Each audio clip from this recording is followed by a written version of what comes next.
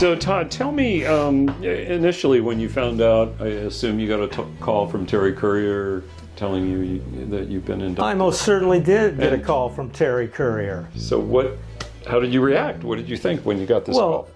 So honored. And I've known Terry Courier for longer than I'm going to reveal.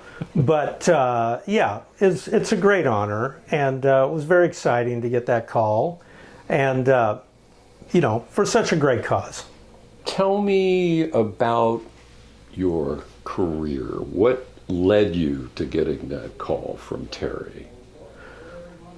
Well, I'm a Portland native, and as a young man in Portland, I was chasing my dreams, and by the time I was about 21, I was trying to break into what was a very well-established music scene in Portland, and I started meeting other musicians and found myself in a band, a Portland band called Sequel, and we worked all up and down the West Coast, and we put out a few albums that were kind of regional releases, and worked a lot.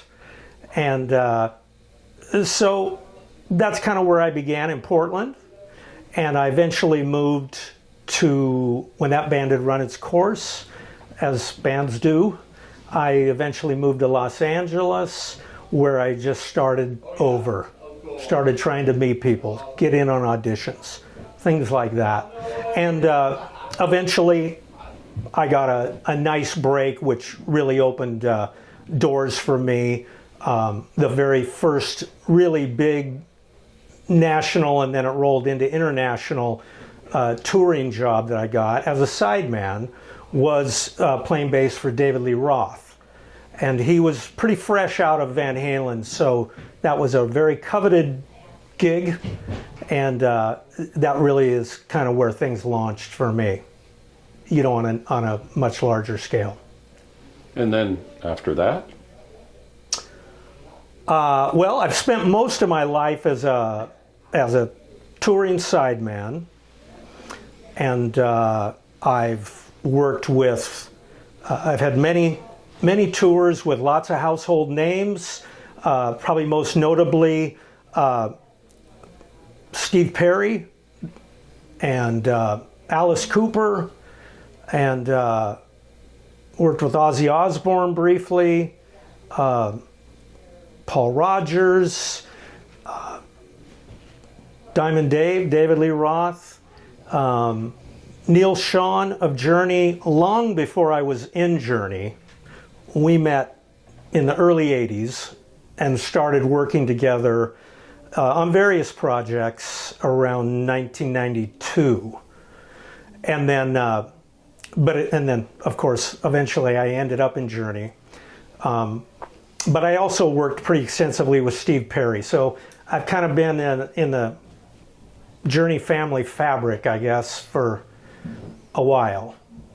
But officially came into Journey in 21. And so you're still active with that band, right? You guys are still out there? I am very active with that band. I think last year we did something like about maybe 85 shows in like 10 countries. So we're very active. And big plans for 26 and 27 again. We're going to be all over the map. So this is nice that I'm at home right now, and the timing was great that I could be here tonight.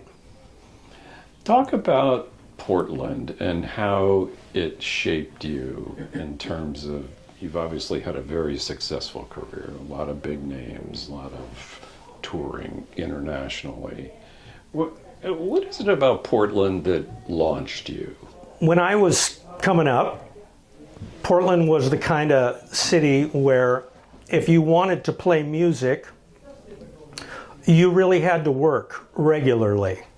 Unlike maybe in a bigger city where shows might be far and few between, and you know there was a lot of complications that went into putting on shows, and certainly a lot of competition. In Portland, there was a lot of competition. There was a lot of bands in the 70s and the 80s, but there was also a club scene that supported that. There were so many rooms, places like the Mott Brothers had Key Largo. I'm sorry, The Last Hurrah. And Tony DiMacaulay had Louis La Bamba and Key Largo. And there was the Roseland, what started as the Starry Night and became the Roseland Theater with David Lycan at Double T concerts. And there was a lot of places to work. And that in turn rolled into people went out regularly, weekly, to see live music. It was just a really, really healthy scene. So it gave me the opportunity to really kind of hone my chops. You know, we would play, in the beginning we used to play 4 or 5 nights a week for years. And then eventually, you know, as the band grew, then maybe that went down to weekends or a couple times a month because we didn't want to oversaturate so much. We were really trying to break out. But Portland was a great place to learn your trade. It really was. Because there was opportunity to play here regularly. When you think about the mission of the Oregon Music Hall of Fame, it's all about music education. They give high school kids college scholarship money.